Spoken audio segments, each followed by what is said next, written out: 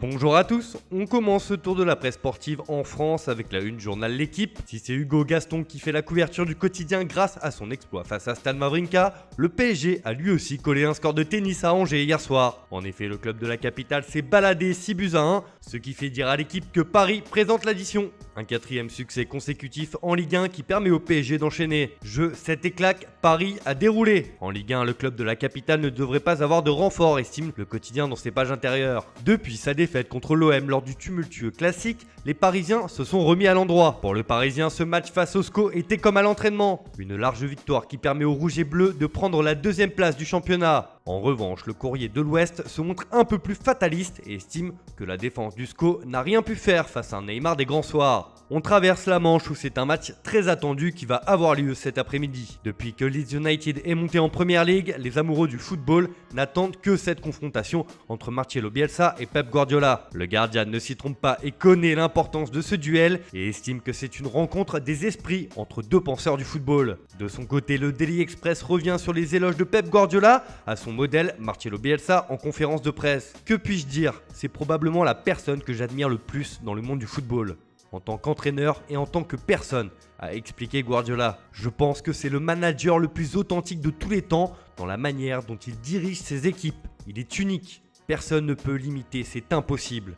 C'est un bon cadeau de l'avoir ici en Première Ligue, car c'est toujours une grande joie de voir ses équipes jouer. Un bel hommage que le principal intéressé appréciera. D'ailleurs, cet affrontement est aussi attendu de l'autre côté de l'Atlantique, avec le journal Olé qui estime pour sa part que c'est le jour des maîtres. On prend la direction de l'Espagne où la vie du Real Madrid n'est pas un long fleuve tranquille. En effet, les problèmes s'accumulent pour Zidane qui doit composer encore une fois sans Eden Hazard. Le Belge fait d'ailleurs la une du quotidien AS qui revient sur le dossier Hazard depuis son arrivée chez les Merengues. L'attaquant a été 27 fois en dehors de l'équipe pour un match du Real, ce qui est plus que dans toute sa carrière. Recruté 100 millions d'euros l'été dernier en provenance de Chelsea, l'ancien Lillois n'a pas été épargné par les blessures et n'a toujours pas justifié l'investissement que la Casablanca a consenti pour le faire venir. Et les galères continuent pour le Real qui devra se passer de Dani Carvajal pour les 2 prochains mois, comme le rapporte Marca sur sa une. Zidane devra d'ailleurs faire les fonds de tiroir car le latéral espagnol rejoint Hazard, Kroos, Militao et Mariano à l'infirmerie. On reste dans la péninsule ibérique mais à Barcelone cette fois où avait lieu hier la présentation de Serginho Dest. Arrivé cette semaine pour 21 millions d'euros en provenance de l'Ajax, l'Américain a immédiatement affiché ses ambitions. Comme l'annonce porte sur sa couverture, c'est simple,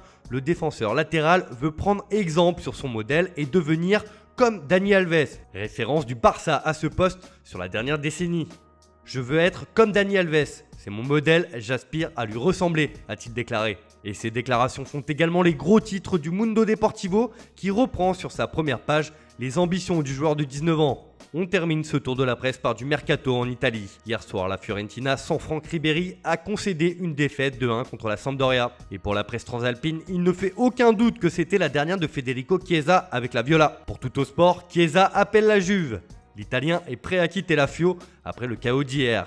Il a joué sans le brassard en hommage pour Astori sur demande des supporters. Il a aussi tiré sur le poteau à 10 minutes de la fin. Même son de cloche pour le Corriere dello Sport qui estime que Chiesa termine sur un poteau. La vieille dame devrait passer à l'action pour recruter la pépite italienne dans les prochains jours.